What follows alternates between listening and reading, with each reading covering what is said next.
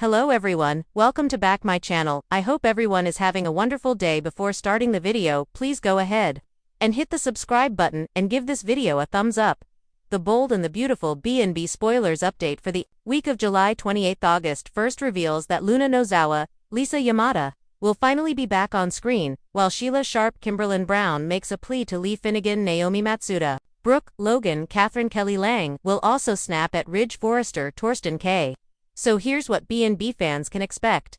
Once the jet lands in Italy, it won't take long for Brooke, Ridge and Eric Forrester John McCook to get to work. There'll be some important appearances to be made in Naples. But there'll also be a special event in Capri. Viewers will see a fancy fashion show and listen to some speeches. But then Brooke will want to take off on an adventure with Nick.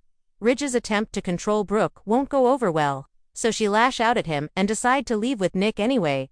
Of course, Nick will think this is his big chance to sweep Brooke off her feet, so he'll take her out on a boat and prepare to pop the question. This is all building to Brooke's accident and Ridge's life-saving mission in the coming episodes. In the meantime, Will Spencer Crew Morrow will have a suggestion for Electra Forrester Linnea Grace to mull over. It turns out Will's going to push Electra into fashion modeling, so we'll see if she goes for the idea. As for Sheila, she continued to mourn the loss of Luna. Lee told Sheila that Luna's service was already done and that it had been handled, but Sheila will still hope to say goodbye. Sheila might beg to see Luna's body before it's laid to rest, or maybe she want to see Luna's urn or grave instead. Regardless, Lee will refuse to grant Sheila's request. There'll be a good reason why, since Luna is still alive and tucked away somewhere. Fans will eventually see Luna back on screen, but she won't be out of the woods yet when it comes to her recovery. It looks like Luna will be comatose with all kinds of machines hooked up to her, but Lee is no doubt monitoring her closely. The bold and the beautiful spoilers say the week of July 28th. August 1st will bring some gripping scenes and big secrets, so stay tuned for updates on all the news Lee's keeping under wraps. CDL will have other terrific, bold and the beautiful spoilers, news and updates.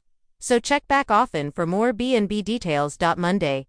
Luna lives again. A ghost returns. The week opens with electricity crackling through the halls of Forrester Creations, and the Logan estate. Luna Nozawa, presumed dead, is stealthily alive and active, tucked away under her grandmother Lee Finnegan's protection in hopes of redemption. Her return on screen is no quiet miracle, it's a seismic tremor. Rumors swirl, alliances shift, and Steffi Finn and Electra tighten security, wary of her motives. Inside a dimly lit safe house, Luna trembles not from fear, but from anger. Her fiery vow to keep Steffi from ruining her life again echoes on a grainy surveillance feed. Instruments crackle. A gun is loaded. The specter of her past crimes is no longer hearsay. Whoever said she was dead is about to regret being so sure. Back at Il Giardino, Lee and Sheila spar with Deacon over Luna's absence. Lee defends her granddaughter's second chance. Deacon snarls that she killed people and got away, unwilling to mourn.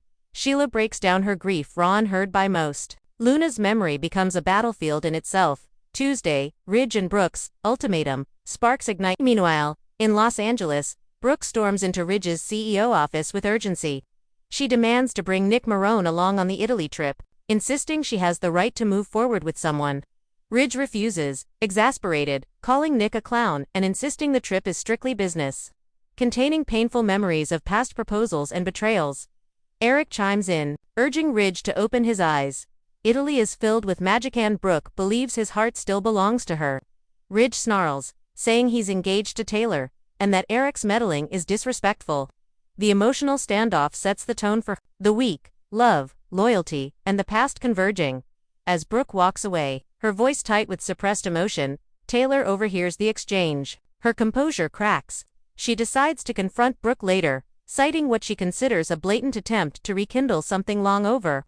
Wednesday. Nick's bold move. Italy beckons. Nick appears unannounced at the Forrester offices, exuding confidence. He privately reminds Ridge that he's about to marry another woman, clearly ruling Brooke out. Then he gently takes Brooke's hands and paints Italy as his love letter to her. He describes candlelit dinners, boat rides, and Italy under the stars. He sets the stage, enchanting, irresistible, completely unintended for Ridge. Brooke, charmed yet conflicted, blushes. In that instant, we sense the tide turning. Ridge's jealousy isn't subtle, and Nick's intention to propose becomes chillingly clear. Trust cracks, Thursday. Brooke's dinner request and Taylor's blow-up at Eric's dinner invitation. Brooke tells Ridge matter-of-factly that she wants dinner with him before the trip. It's more than a meal, it's her final plea. Ridge looks uncomfortable, but she stands firm. If you don't want dinner with me, Nick would take me gladly, she tells him. But deep down you know, it should be us. Overhearing this, Taylor storms in. She pulls Brooke into a side room, doors closing behind them. Her tone is cold and steely. I heard what you did. Making a play for Ridge again. It was settled he is with me. Brooke remains composed, but anger flickers in her eyes. Taylor finishes with a quieter, sharper edge. Nothing you do in Italy or anywhere can change that. Sparks fly. Friday, on location in Italy, passion and peril, the cameras shift to Naples and Capri, painting a sun-drenched stage of romance and tension. Brooke arrives, hesitating, torn between Ridge's vow to Taylor and Nick's intoxicating promise of passion. Nick emerges with a ring, a proposal crafted sincere. Dramatic, the kind of moment meant to steal someone's breath away just as she opens the box. Tragedy strikes. A boat ride turns into chaos as Brooke plunges into the churning sea. Waves crash, panic mounts. Within moments, Ridge leaps into action. Without hesitation, he rescues her from the water's grip, wet and disoriented. Brooke gasps, looking into Ridge's eyes, and something unbreakable ignites again. Saturday, Ridge's realization, love tested, the scenes in Italy are quiet now. Brooke shivers under a blanket. Ridge holds her, silently. He kisses her foreheads, unsteady, vulnerable, real. She asks how Taylor will understand. He doesn't answer, but his eyes speak volumes. Regret, longing, surrender. He gently tells her, you were drowning, and I saved you, not Nick. She reaches up, wiping water from his cheek. For her, it's everything. She murmurs, I didn't know you were coming back. He replies, I never left. It's a confession and a promise. Producers catch the moment, but the world around them seems to vanish. Sunday. Grace exposed, and Luna's next move. Meanwhile in L.A., Finn interrogates Grace, peeling back lies in light of recent crimes. He's determined to expose her. Sheila sits at home, shifting strategies and even changing her name, weaving a defense. At Il Giardino, Lee and Sheila coordinated, planning what to do if authorities uncover Luna's hiding spot. Luna's silence hums. The last act of the week ends on a chilling note. She cradles a photo of Steffi, gun in hand, reflection flickering in the lens. Redemption, revenge, both. Highlights and character turns Luna from presumed dead to powerful wildcard, removed from the narrative. She nevertheless dominates it. Her return, and her veiled threat to Steffi, sets danger in motion. Her grudge runs deep and her guilt is unresolved. Brooke, fed up, fiery, her plea UNCAGAD, no longer the demure mediator. She confronts Taylor and Ridge head-on, demanding respect. Her vulnerability is raw. Her resolve, sharp. Ridge, torn again, engaged to Taylor, but rescued Brooke without a second thought. His heart betrays him at sea, and he can't pretend anymore. Which future will he choose? Nick Marone, charming, confident, unpredictable. He arrives in Italy as a suitor but as a force. The proposal, the romantic gestures, it's calculated and heartfelt. But Brooke's accident derails Nick's moment. Taylor Hayes, composed yet furious. She unleashes fury behind closed doors. She vows, Ridge is hers. But outside, she's a queen, staying calm. Italy threatens everything she's built. Finn and Grace. Justice approaches. Under Finn's scrutiny, Grace's facade cracks. Luna's survival threatens to complicate everything. What may lie ahead? Taylor's heartbreak. As Ridge's tug toward Brooke intensifies, Taylor may learn of his rescue and reinterpret it as emotional betrayal, Nick's heartbreak or victory.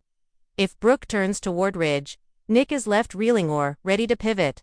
Luna's reckoning, will Grace prevail or doom? The next scene may decide who lives and who must face justice. Forrester family fallout. The ripple effects. Sheila, Eric, Deacon, Lee all await a moment to pounce. Brooke snaps at Ridge, a defining moment. The emotional core of this week. The moment Brooke snaps at Ridge. She's exhausted by Ridge's hesitation. She's tired of being silenced, ignored, or considered second choice. That key at the office before the trip. As Ridge refuses to invite Nick and calls him a clown, Brooke leans into him and says, accusingly, why are you so afraid of moving on? Do you even know where your heart belongs anymore? It's not just frustration. It's cosmic exhaustion. Ridge's face hardens. He retreats, but in that moment, Brooke stands tall. She's done waiting. That is the energy she brings over seasoned, it changes everything. Italy's magic versus loyalties, chains